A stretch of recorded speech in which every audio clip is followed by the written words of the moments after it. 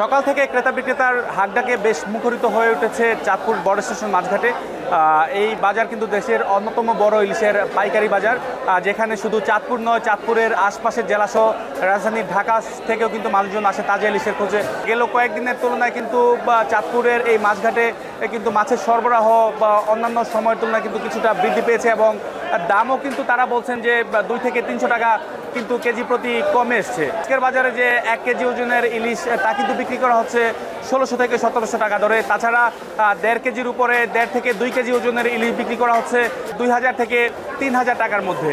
তবে ছোট সাইজের যে ইলিশ তা কিন্তু বিক্রি করা হচ্ছে 800 থেকে 850 টাকার মধ্যে। বিক্রেতারা বলছেন যে এখন কিন্তু পদ্মা মেঘনায় বেশ পানি রয়েছে এবং অনুকূল কিন্তু একটা পরিবেশ রয়েছে মাছ ধরার, অর্থাৎ বৃষ্টিপাত কিন্তু হচ্ছে। তো তারা আশা করছেন যে জেলেদের জালে যদি পর্যাপ্ত পরিমাণে ইলিশ উঠে আসে এবং পাশাপাশি দেশের দক্ষিণাঞ্চলের যে সমস্ত জেলা রয়েছে এবং সমুদ্রে, গভীর সমুদ্রে যে জেলেরা মাছ ধরতে নেমেছে তাদের মাছ যখন এই ঘাটে নিয়ে আসবে তখন কিন্তু সরবরাহ বৃদ্ধি পেলে কিন্তু তখন দাম আরও নিয়ন্ত্রণে চলে আসবে। ক্রেতা রয়েছেন তারা বলছেন এখন ইলিশের যে দাম তা কিন্তু এখনও নিম্নবিত্ত কিংবা মধ্যবিত্ত মানুষের কিন্তু নাগালের বাহিরেই রয়েছে বলে কিন্তু তারা মনে করছেন।